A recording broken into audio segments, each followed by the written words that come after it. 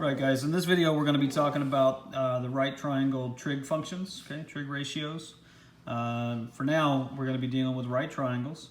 We've got angle A, we've got angle B, and we've got angle C. Okay, C is the right angle, so we know the hypotenuse is going to be the side that's opposite that right angle.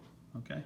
For the purposes of defining these trig functions, sine, cosine, and tangent, we're going to have our starting point be angle A here. Okay. We've got a mnemonic device here, SOH, TOA, all right? SOH is going to be our sine ratio, C is going to be our cosine ratio, and T is going to be our tangent ratio, all right? So again, remember we're starting with angle A here. So this O and this H is going to stand for opposite and hypotenuse, okay? Eventually when we get to the A here on cosine and tangent, that's going to stand for adjacent, okay?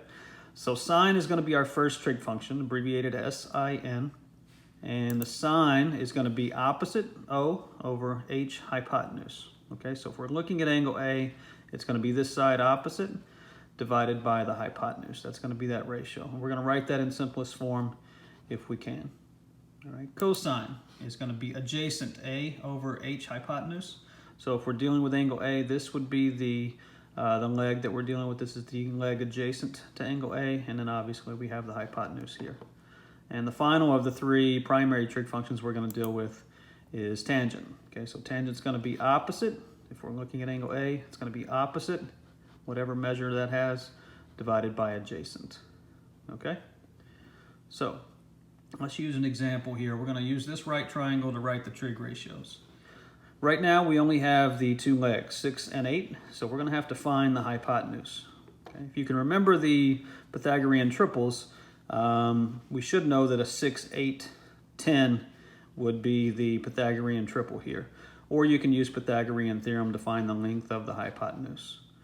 All right, so we're going to use Pythagorean theorem, and we find the hypotenuse to be 10. It'd be easier to use the Pythagorean triple. I hope you remember to use those when they apply. Okay. For angle Z then, again, our starting point is angle Z. We're going to have the two legs, 6 and 8. Okay, 6 would be the side opposite angle Z. 8 would be the side adjacent to angle Z. And then we know our hypotenuse is 10. Okay? So sine we know to be opposite over hypotenuse. So in this case, it's going to be 6 divided by 10. Okay, opposite is 6, hypotenuse is 10. And we simplify that to be 3/5.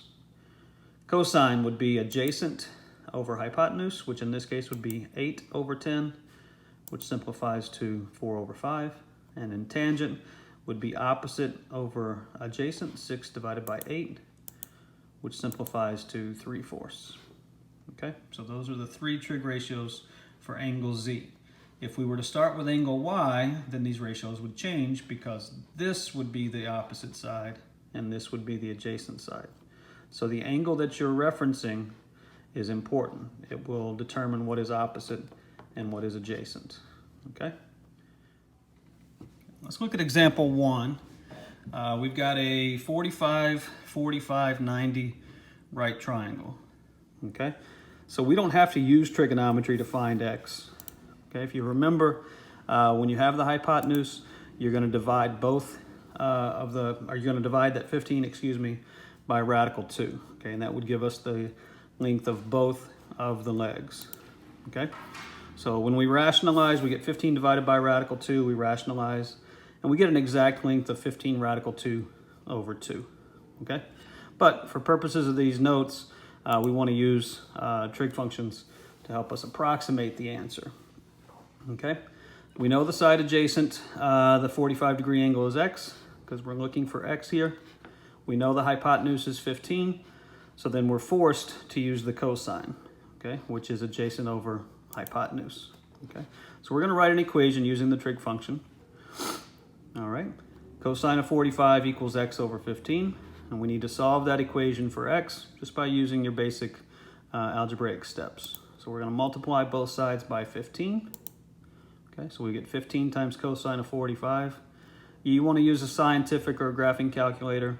On your smartphone, if you'll turn that phone sideways, you'll see the trig functions and the inverse trig functions, which we're going to get into in a second, will show up.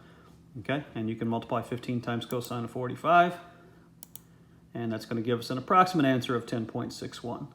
Now you can verify this is accurate by multiplying 15 times radical 2 and dividing by 2, and you should get something very close to that.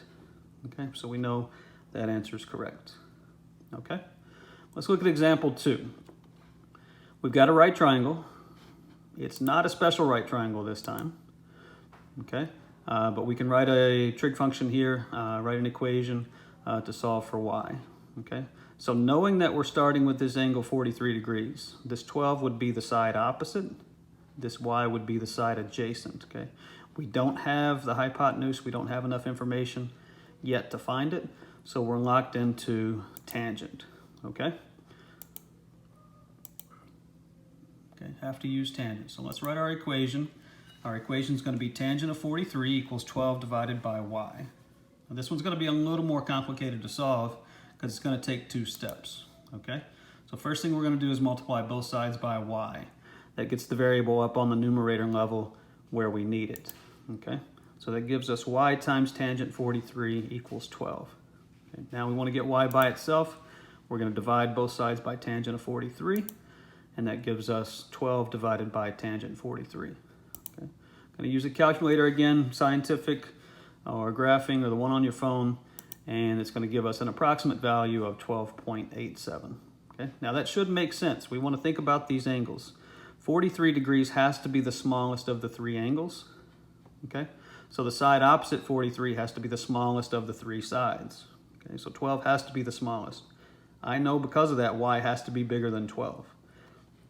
This angle would be 47 degrees, so y shouldn't be much more than that 12, and you can see it's not. It's only 0.87, approximately larger than the other leg. Okay, so y is approximately 12.87. Okay, example 3, we're going to find z here. Okay, this is not a special right triangle. We've got a 35-degree angle. That's going to make this one 55 degrees up here. Okay, we've got the hypotenuse this time. This is our angle we're starting with, so we're going to use opposite. So we've got opposite and hypotenuse. So that's going to lead us to the to the sine function. Okay, so we're going to write an equation. Sine of 35 equals opposite z over hypotenuse 20. Okay, our z is already in the numerator, so this one's going to be easier to solve. We're going to multiply both sides by 20. Okay, and we're going to get 20 times sine 35. We're going to use our calculator, and we're going to get an approximate answer for z of 11.47. Okay, that's it.